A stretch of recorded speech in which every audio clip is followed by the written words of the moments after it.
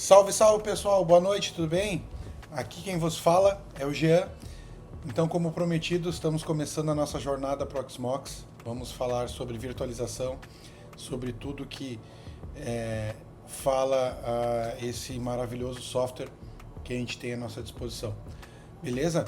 Então vamos lá, vamos para o nosso material aqui, pessoal. Vamos começar, vamos falar sobre um pouquinho sobre o apanhado de toda a aplicação da ferramenta e depois vamos falar um pouco mais no Technicase, né? Então, vamos lá. Então, o que é o Proxmox, né? Definição, história, né? O que é? Então, a primeira frase que mais importa é que ele é uma ferramenta de código aberto e ela possibilita com que a gente utilize ela de diversas formas. A gente pode ter VMs, a gente pode ter containers, a gente tem parte de backup, a gente tem muita coisa, HA, clusterização, muita coisa free, de graça, né? É muito legal isso. A ferramenta foi lançada em 2008, desde lá para cá ela evoluiu demais. Então a gente tem essa ferramenta aí à disposição, né? A gente vai falar um pouquinho sobre o que é o Proxmox VE e o Proxmox Gateway Mail, né? E a gente vai falar um pouco também sobre o Backup Server, que não está aqui, mas a gente vai falar um pouquinho, vou mostrar um pouquinho para vocês, né? Ele é uma solução propriamente de virtualização completa, é muito top, é muito boa, eu uso particularmente nos meus projetos, né? A ferramenta do Proxmox Mail Gateway eu não uso, mas a gente não vai falar muito sobre ela, enfim, eu vou apresentar um pouquinho, mas não vou falar sobre ela. Mas é uma ferramenta sensacional também, pessoal. Vamos falar um pouquinho sobre as vantagens e as desvantagens do Proxmox. As mais vantagens, né? Então, como eu falei anteriormente, é uma ferramenta de código aberto, né? Ela tem muitas funções aí em vista das que estão no mercado, aí tem muita coisa legal. É uma ferramenta bem completa, como eu já disse, ela tem backup, ela tem clusterização, tu consegue fazer um cluster com dois ou mais nós, tu consegue migrar a VM a quente, não tem que parar a VM, não tem que parar container, cara, é muito rápido, é fenomenal, né? Não estou fazendo jabá aqui porque eu não ganho nada, mas é mais pelo material mesmo, né? Aqui, como diz, ela possui a parte de suporte, clusterização, alta disponibilidade, snapshots e backup. A gente encontra isso na maioria das ferramentas. Muitas ferramentas dessas são pagas, né? Então a gente tem o exemplo aí do VMware, que tem o vCenter, a gente tem o próprio Nutanix, que tem aí que o pessoal conhece bastante. Então é uma ferramenta bem completa e bem top, né? Ela tem opção comercial também, a gente consegue comprar licença, tem mais funções, tem suporte, tem N funcionalidades que a gente pode estar trabalhando aí com a versão paga, né? A gente tem também muita coisa em fórum, muita documentação. Tu dá um Google aí, tu acha facilmente material, informação, dúvida, tá com problema, cara, ela tem muita documentação, a comunidade é muito ativa, né? E agora, pessoal, a gente vai falar um pouquinho sobre os recursos, tá? O que a gente precisa planejar, o que a gente precisa ter em mente para trabalhar com Proxmox, né? Então, ela exige muito pouco das máquinas, a gente pode instalar ela num PCzinho comum ou pode instalar num super servidor aí, montar um ambiente de produção bem grande. Então a gente vai falar um pouquinho sobre hardware, né, especificações mínimas e especificações recomendadas, né? Então a gente recomenda aí, a gente não, vamos dizer assim, a detentora, né? Ela pede aí que os processadores sejam AMD e Intel, que eles possuam suporte para virtualização. Isso aí tu entra lá na BIOS do teu computador e tu consegue ver, né, se tem essa função, né? Cada computador é de um jeito, eu não vou mostrar aqui, mas cada um é de um jeito, cada um tem uma função. Então é bem legal isso aí e é importante ter, porque senão não consegue virtualizar as máquinas, tá? Precisa ter no mínimo, dos mínimos, 2 GB de memória RAM, né? O ideal é 8, no mínimo 16 GB de disco para fazer essa virtualização, né? Então a gente precisa de no mínimo isso para que o sistema funcione legalzinho, né? E aí, recomendado processadores multicore, ou seja, computadores, né, que tenham mais CPUs vCPUs, né, vamos dizer assim, então que o processador tenha vários cores, também que o servidor possua mais de um processador físico, isso é muito importante, é bem legal, né? 16 GB de memória RAM para desempenho de VM e tal, parte de container também, e suporta aí a parte de armazenamento em SSD, RAIDs, enfim, a gente pode montar N situações aí para fazer, tá bom? A gente tem que ter atenção também no planejamento de rede, né? Então a gente tem que ter uma topologia física bem desenhada, né? A gente tem que entender que os serviços eles devem ser separados por VLAN, né? O mínimo que a gente espera aí, indicar firewall, a gente ter toda a proteção para que as VMs funcionem de maneira correta, né? A gente precisa entender também que a gente já tem que ter uma rede pré-determinada para instalar as máquinas, para subir todos os recursos, né? A diferença entre o container e a VM aqui, eu acho legal, é que a VM tu faz a configuração toda dentro do Linux e o container tu faz já na própria instalação, tu já coloca IP, tu já coloca IPv4, IPv6, tu pode botar chave SSH pública, privada, tu pode colocar senha, enfim, N situações dentro da própria VM, né? Já no container, né? A gente tem que ter, tá? Eu digo tem que ter porque eu sofri com isso, redes SAN e LAN. O que são redes SAN e LAN, Jean? São redes de serviço e redes de replicação, vamos dizer assim. A rede SAN é a rede que os servidores conversam entre eles. Então todo o tráfego de replicação, backup, migrar uma máquina de um lado para o outro, ele vai usar a rede SAN. E tudo que é rede LAN, ele vai usar a rede de serviço. Então tu quer acessar a máquina, como é que tu faz? Tu acessa pelo IP, é pela rede LAN que tu acessa essa VM, né? Então, tu tendo isso separado, tu não impacta num backup, tu não impacta a tua operação num backup, tu não impacta a tua operação em tudo mais. Tu consegue fazer um backup, tu consegue fazer um restore, tu consegue mover uma máquina sem ter perda de pacote ou sem ter o mínimo downtime possível, né? A gente tem que planejar a parte de armazenamento, né? A gente vai usar disco local, NFS, a gente pode usar SCSI, Ceph, a gente pode usar, cara, N situações, a gente pode ter um NAS separado, enfim, pode brincar muita coisa, ele é bem flexível com isso, tá? Agora nessas últimas versões a gente já consegue fazer alguma coisa também com a AWS e Azure, tá? Então a gente consegue. Planejamento de backups é muito legal, é muito bom a gente fazer isso, né? Muito fácil também, muito fácil o restore. O Proxmox Backup Server, ele te possibilita muitas coisas, então tu pode ter um servidor que faz backup e replicar em outro lugar, sem ter que ficar fazendo máquina ou mandando o servidor fazer backup em vários lugares. Não, tu faz num lugar e ele replica para os outros lados. Ele pode fazer imutável, ele pode fazer N situações que a gente pode trabalhar aí com backup, tá? E vamos para a parte de instalação, né? Então, na parte de instalação, pessoal, a gente vai usar, a gente entra aí no site da própria Proxmox, faz o download da ISO por lá. A gente tem que ter um software para gravar no pendrive, que pode ser o Rufus ou o Action, acho que é esse o nome, né? Vai lá, baixa um softwarezinho leve, tu baixa ele, instala no computador ou roda, ele é bootável, bota o pendrive ali, baixa a ISO, marca a ISO e sucesso, né? Tu não te incomoda, tá pronto para rodar, conecta no servidor ou no computador, né? E vamos agora para a próxima. A gente vai falar agora da próxima parte, que é a parte de mão na massa, de configurar o equipamento, de configurar o servidor. Então a gente vai fazer aqui. Eu vou mudar a tela, a gente vai direto para o servidor, tá bom? Então aqui, pessoal, a gente tem a tela do servidor, né?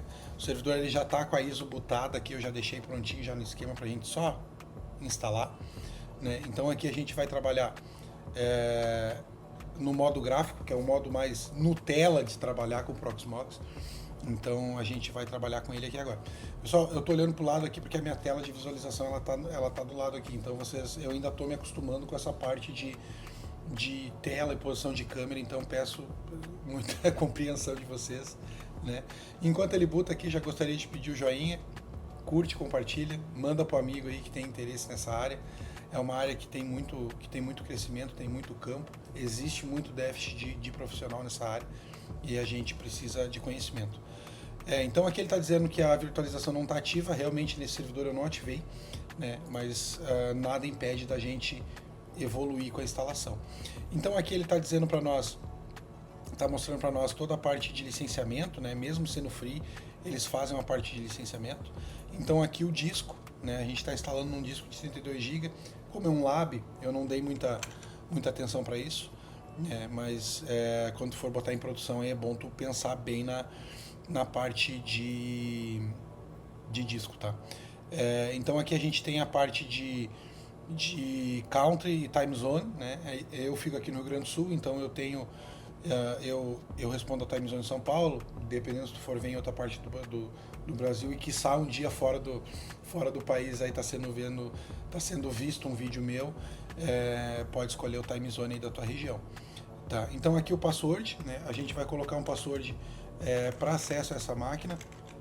Ele é interessante, pessoal. Se tu fores usar na máquina de laboratório, pode botar um 2, 3, 4. Se tu for botar em produção, uma senha top aí, né? Então o e-mail, a gente coloca um e-mail válido, né? Por que a gente coloca um e-mail válido? Um e-mail público, vamos dizer assim, né? Um e-mail que receba e-mail, né? Envie. Porque o Proxmox ele vai falar contigo através desse e-mail. Ele vai mandar e-mail dizendo que ele está com problema, que ele precisa de atualização, ou que ele atualizou, ou que tem uma falha de segurança que tu precisa ver, ou que tem um disco dando problema. Ele te avisa tudo isso por este e-mail. Então coloca um e-mail que vá funcionar, tá? Aqui eu errei a senha. Vamos de novo aqui, pessoal. Vamos ver aqui. Foi. Aí aqui eu escolho a interface. Se o servidor tiver mais de uma interface, eu escolho uma interface, né? E o nome dele eu vou botar aqui SRV02 SAP01, que é a minha rede aqui, jksolutions.local. Interessante, pessoal, se vocês forem colocar um endereço privado, a gente vai ter que fazer depois o certificado lá dentro, tá? Se a gente quiser que pare de exibir a telinha do erro do certificado. Eu não dou bola, para mim funciona de boa, eu vou trabalhando assim, tá? Então aqui a gente bota o IP, de novo, né? Eu já planejei a rede lá atrás, então eu tenho já a rede definida, eu já tenho servidores já nessa rede aí, o meu laboratório aqui é todo feito em cima disso aqui, uma rede isolada que não tem problema, eu não derrubo o meu ambiente onde estão os meus clientes hoje, né? Então é tudo beleza. Vamos para frente. Aqui ele me dá um overview de tudo que eu configurei até agora, né? E aí instalo, né? Então a partir de aqui ele não demora, tá, pessoal? Se a máquina for boa, se a máquina tiver memória, tiver processador, enfim, disco, um SSD bom, ela vai decorrer rápido e demora em torno de 5 a 10 minutos a instalação. Depois disso, é só correr para o abraço, tá? Pessoal, assim, não tem muito que a gente fazer agora, é só esperar ela terminar, né? Eu gostaria de pedir de novo, like, se inscreve, indica, manda pro teu amigo, né? Deixa sugestão aí nos comentários, fala o que tu quiser, fica à vontade, pergunta, me corrige se eu estiver errado, eu acho isso legal, tá? Toda crítica construtiva ela é bem-vinda, então eu acho que a gente tem que trabalhar em conjunto, né? Se eu me dispus a passar conhecimento para vocês, eu peço em troca que vocês sejam sinceros e carismáticos comigo aí referente a isso aí, tá? Então a gente vai esperar terminar aqui. Eu vou voltar lá para pro nosso material enquanto ele faz aqui, para a gente falar um pouquinho sobre o resto das configurações, né? Então aqui eu falo um pouquinho sobre a parte de ativar a função da BIOS. A gente precisa ter essa função de virtualização, senão, de novo, pessoal, a gente não consegue startar a máquina, tá? A gente acaba tendo que usar, o Proxmox possibilita tu usar o processador sem ser virtualizado, sem compartilhar, mas aí tu vai matar a tua máquina, tu vai rodar uma, duas VM e acabou, né? Então, a não ser que tu rode container, né? O container, como todos sabem ou não sabem, ele utiliza a base, né? A base do Linux, ela é o sistema operacional do virtualizador, então o Proxmox, o kernel dele, ele serve de base para os demais Linux. Então, mais para frente a gente vai ver como é que monta uma ISO, um container, desculpa, e aí a partir desse container a gente usa o básico do Linux, ele é muito mais rápido, muito mais leve, mas em compensação ele divide a carga do servidor. Então é muito interessante, aonde tu tenha só container, o servidor que tenha container, tu tenha só container. E aonde tu tem VM, tu tenha só VM, por causa da otimização de recursos aí. Tá? Depois que a gente instalou, espera ele reiniciar. Depois que ele reiniciar, a gente vai para o modo Nutella, que é a parte web. A gente vai acessar ele, vai configurar ele, vai mexer nele toda pela parte web. Tá? Então aqui, pessoal, vamos dar uma olhadinha aqui como é que tá.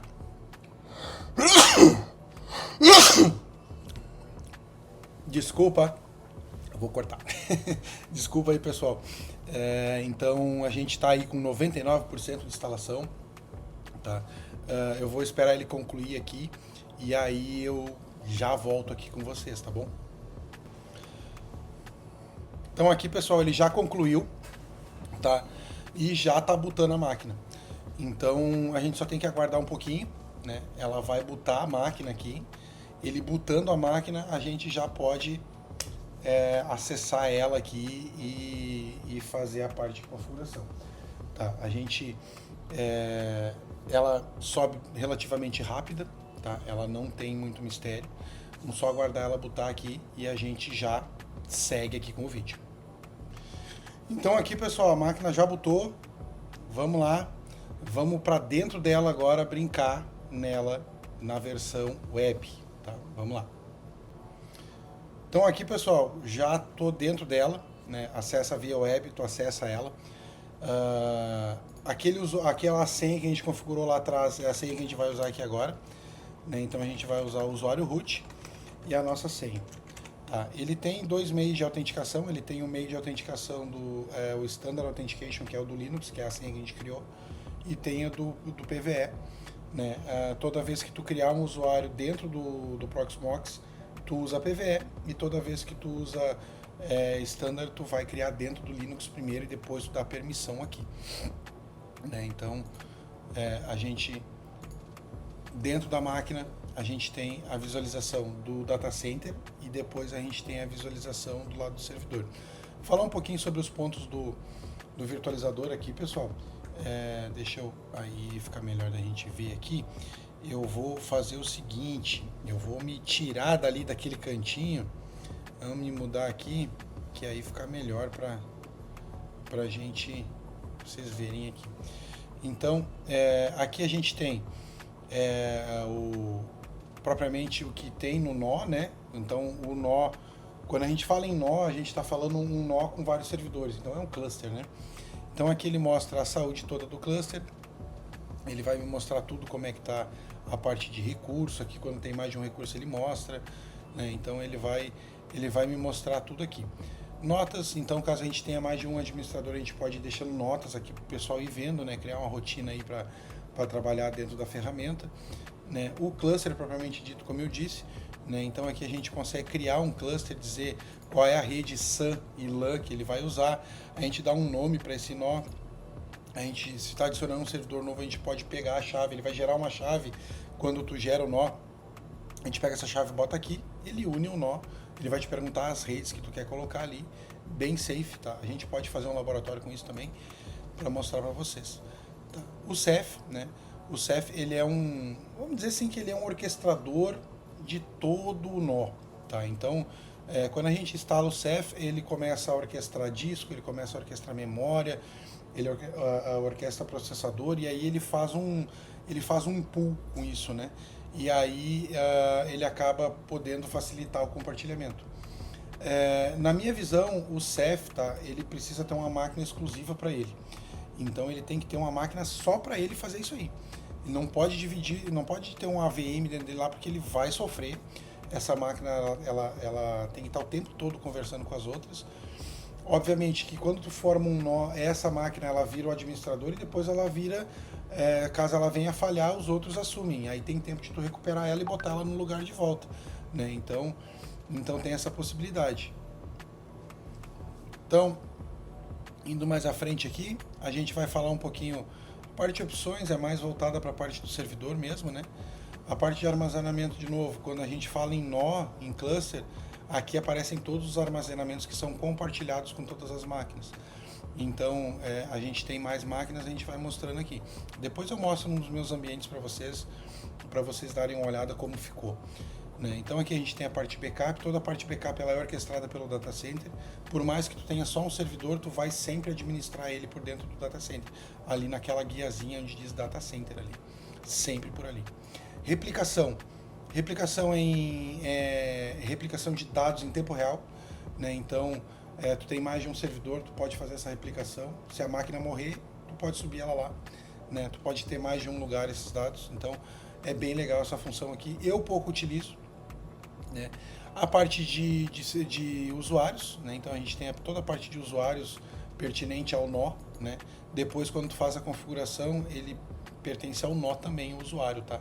Ele não pertence ao servidor. Né? Quando tu cria um usuário num servidor do nó, ele replica para todos os outros.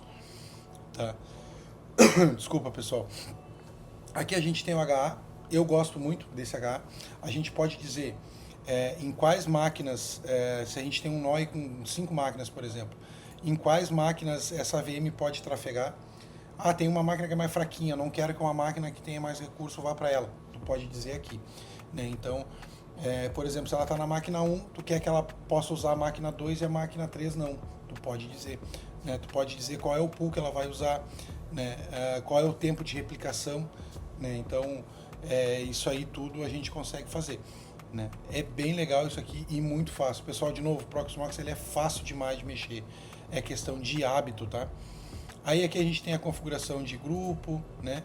Aí a gente tem a parte de zonas, né? Então isso aqui, quando a gente instala o Ceph, a gente trabalha muito com isso aqui porque a gente para de mexer nos servidores, a gente trabalha como um nó global, né? Então a gente tem as zonas, tem as virtual nets, né? Então tem toda essa parte aí, tá? Aqui mais para baixo a gente tem mais coisas, né? A gente tem a parte de firewall do nó, a gente tem toda essa parte mais avançada aqui que a gente não vai entrar no mérito agora, tá?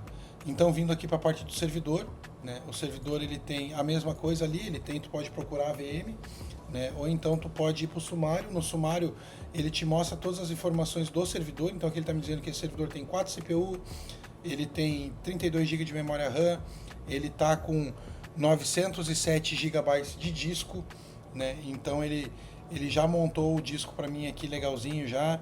Então eu já tenho um disco bem formatado aí. Eu tenho um disco de 1 TB. Eu botei aqui nesse período que a gente estava pausado, eu coloquei mais disco, mais memória. Ela está com 1 TB de disco e ela tem mais 2 discos de 480 GB também, tá? Para a gente fazer os nossos laboratórios aí. Aí aqui ela mostra o CPU, né? Qual é a marca e modelo do CPU, a velocidade. Ela me diz que tem um socket só, é um processador só essa máquina. Né? Então, inclusive, se vocês verem nos meus stories aí ou nas minhas publicações, eu passei por ela aí num desses stories aí. Aqui ele mostra o uso de CPU, ele mostra a carga do servidor, quando o servidor está trabalhando mesmo, como é que está o load da máquina. Né? Ele fala um pouquinho sobre o uso de memória, né? Um pouquinho não, bastante, né? Ele mostra aqui bem detalhado. A gente tem o tráfego de rede, tudo nessa parte do sumário. A mesma coisa sobre as notas, né? As notas a mesma coisa. O shell, ele tem um shell aqui que a gente pode fazer as coisas aqui sem precisar entrar por SSH ou por Telnet nele. Né? Então isso aqui é bem legal, funciona a função de colar aqui, ó.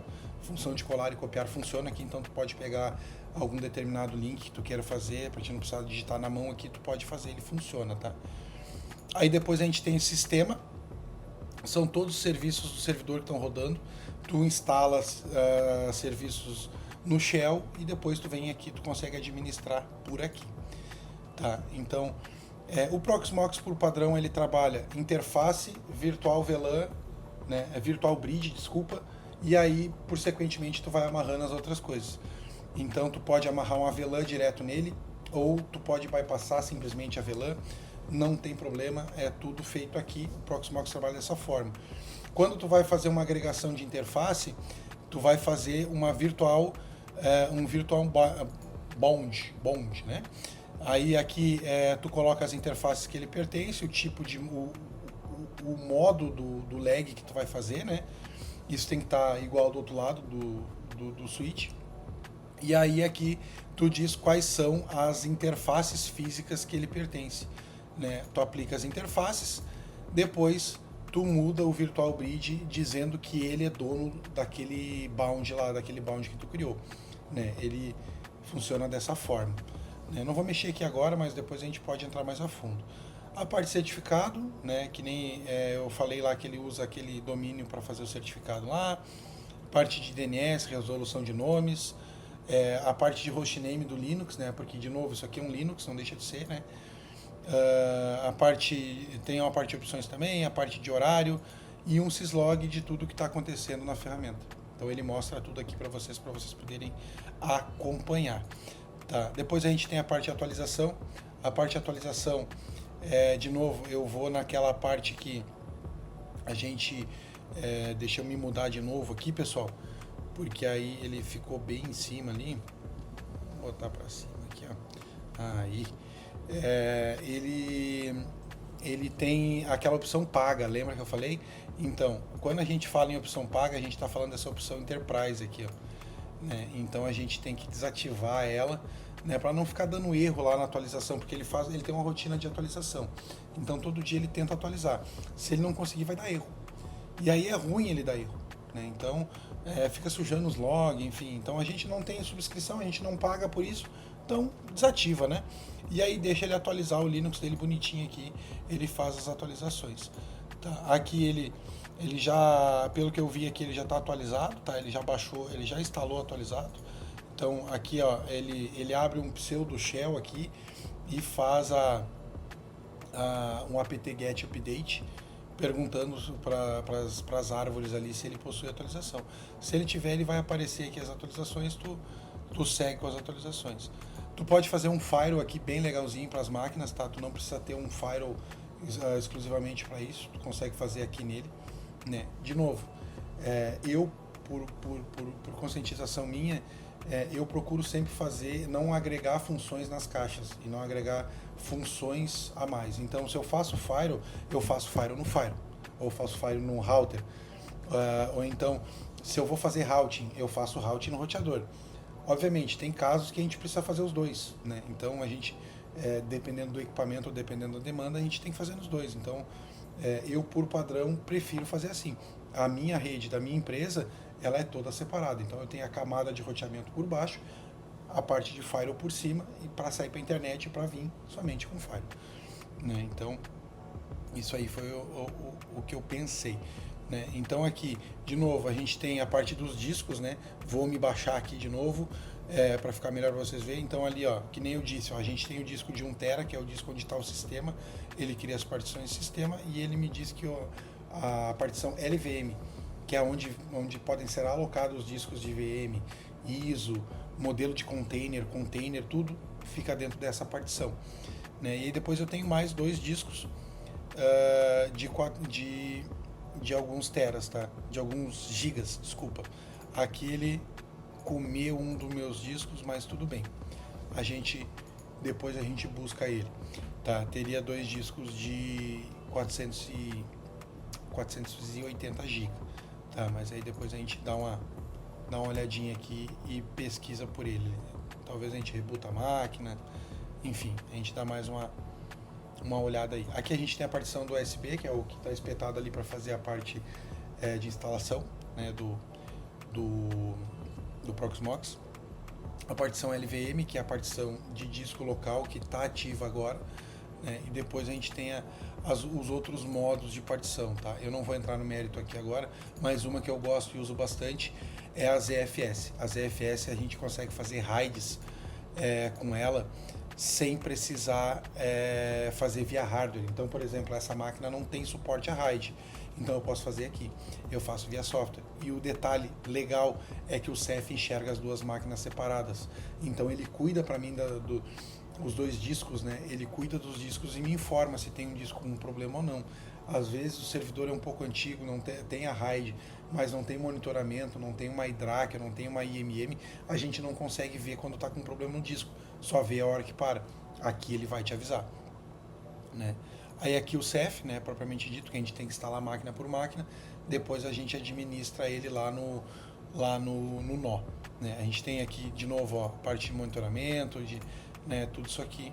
Depois a gente pode fazer um labzinho aí para montar, para vocês verem como é que funciona. A replicação, eu posso fazer a replicação tanto na máquina quanto aqui, não tem problema, ele vai fazer igual. Então é bem legal, tá, pessoal? Então, eu acho que aqui a gente já deu um overview completo sobre a solução, né? Então a gente já tem aí quase 30 minutos de vídeo. Eu acho que está legal para esse momento. A gente ia falar agora sobre um pouco sobre as configurações iniciais. Já configuramos, já chegamos em toda a parte de acesso, benfeitorias da máquina. A gente já fez tudo isso. Então acho legal a gente encerrar por aqui. Eu gostaria de agradecer muito a todos pela presença de todos, que todos que estão aí perderam um tempinho, perderam não, vamos dizer que ganharam um tempinho, né? Ganharam um tempinho assistindo meu vídeo. Eu tô muito eufórico com tudo isso, então acho que é bem legal eu estar dividindo esse conhecimento. Obviamente, né, pessoal, que todo ser humano e toda pessoa que vive no mundo capitalista, a gente precisa de um apoio financeiro, né? Então, obviamente, depois eu vou lançar um curso sobre o Proxmox, eu vou lançar treinamentos também sobre toda a parte que eu for lecionar aqui, né, para falar um pouco mais sobre a parte avançada, vamos dizer assim, e entrar mais no Bit e no Byte. Mas eu acho que com isso aqui, tu já consegue montar um servidor de virtualização aí na tua casa. Então, pega um PCzinho velho aí, que nem vocês viram as configurações ali, a gente consegue fazer com muito pouca coisa. Então, eu acho que é muito positivo e muito legal e vai ser fácil de vocês saírem virtualizando. De novo, pessoal, se for botar em produção, coloca a senha forte, arruma as redes, planeja, né? Acompanhe os próximos vídeos, a gente vai falar um pouquinho mais sobre cada função. O próximo vídeo eu quero trazer montando VM, baixando ISO, botando ISO para dentro do Proxmox. Tem funções de container muito legal dentro do Proxmox, tu consegue baixar sistemas prontos, só roda ele e seja feliz, né? Então, de novo, gostaria de agradecer a todos que ficaram comigo esse tempo aí, que seja muito proveitoso esse vídeo, que vocês gostem, que traga muito conhecimento toda essa maratona de vídeos que eu vou fazer. Eu estou muito animado, conto com todos. Por favor, curta, compartilha, fala aí, tá ruim, Jean, o áudio tá ruim, precisa melhorar a câmera. Cara, hoje foi uma correria para fazer. Eu já gravei mais, tinha gravado 2 vezes, deu problema, ficou ruim. Eu disse, cara, dessa vez tem que sair. Então vamos lá, eu acho que ficou legal. Vamos lá, eu vou postar, vou editar aqui, tirar umas coisinhas, botar umas coisinhas e estou postando. Muito obrigado a todos, tenham uma excelente semana, que Deus proteja, seguimos firme e forte. Obrigado a todos aí, deixa o like, te inscreve no canal e compartilha.